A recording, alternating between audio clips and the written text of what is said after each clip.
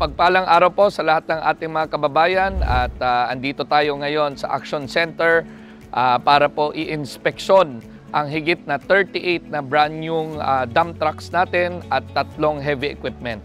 At ito po ay binili natin ng lokal na pamahalaan upang lalo pa hong maging mabilis at epektibo ang ating pangongolekta ng basura sa ating buong lungsod.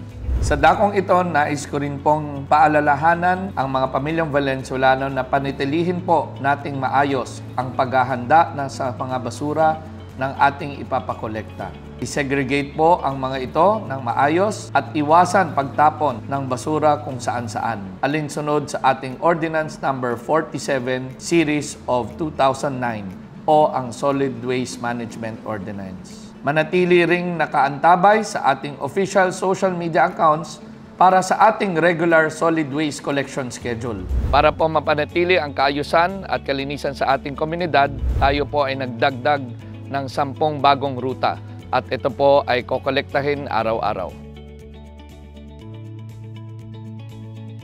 Tuloy ang malinis na Valenzuela, tuloy ang progreso.